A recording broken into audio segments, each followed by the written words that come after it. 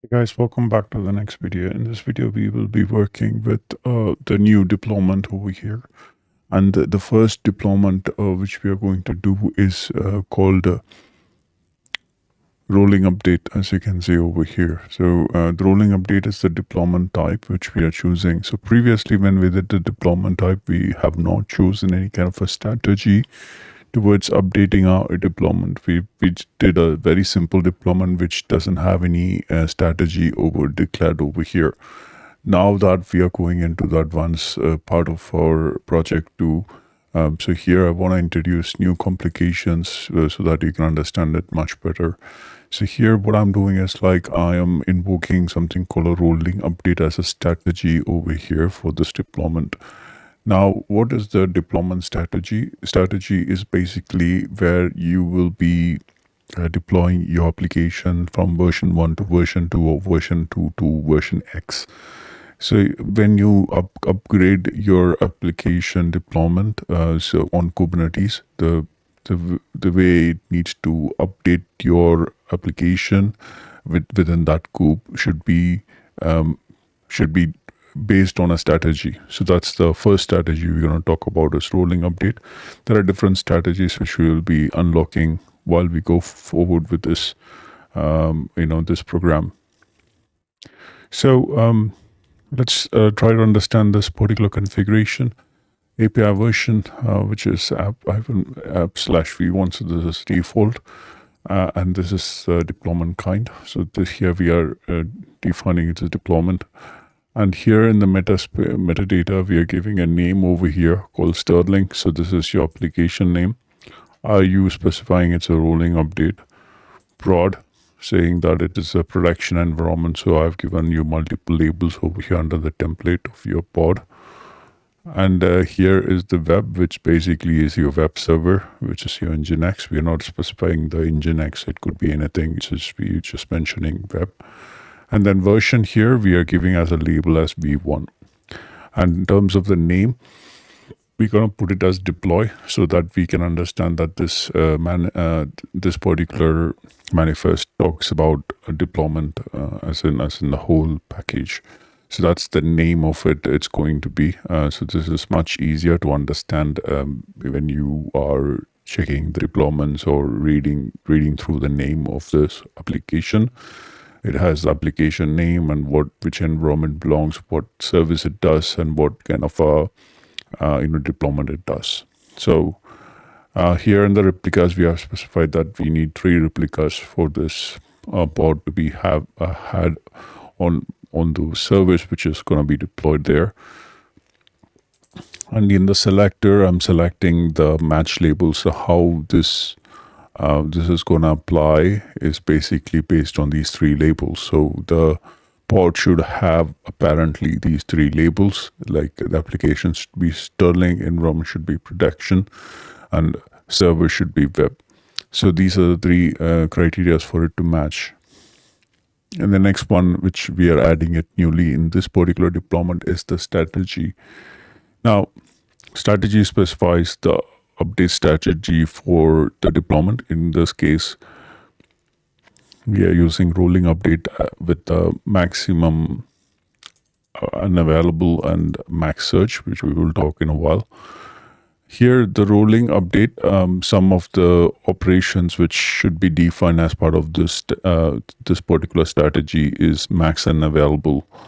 Now, max unavailable specifies maximum pods which can be used for replacing newer version of the rollout updates. This can also be given in percentage. So, for example, if the rollout update is happening, you need to specify like how many pods can be maximum unavailable while this particular activity goes on. So here I'm specifying 1. So I'm ready to lose one of my pod while this rolling update is in progress. So that's what I am specifying over here. And in terms of max search, specifies the max pods which can be available at a spare, which is available above the desired pod. So you will have a desired number of pods. We have seen that before also. So you can actually have one more extra pod just to make sure that you have that sufficient space for you to work with creating multiple pods.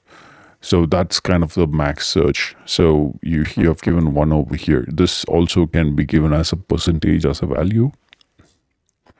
So here is the min read seconds. So this talks about the specific minimum number of seconds for which a newly created pod should be ready without any of its container crashing for it to be considered available. So that's going to be 5 seconds over here.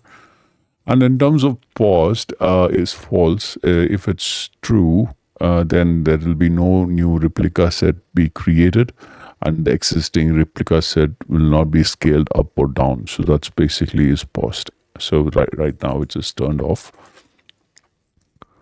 Progress deadline seconds. So what this means is that specific number of maximum time in seconds for a deployment to make progression before it considers as failed. So it is given a seconds over here, which is 600. Revision history limit is allowed till 10, which means that the specific number, this number of old replicas to retain for a rollback. So we will understand when we go down this video. You will understand when we talk about rollback. You will see even before you talk about when you upgraded to version 2, you will see that the previous set of replica would still be there even if you have upgraded to version 2.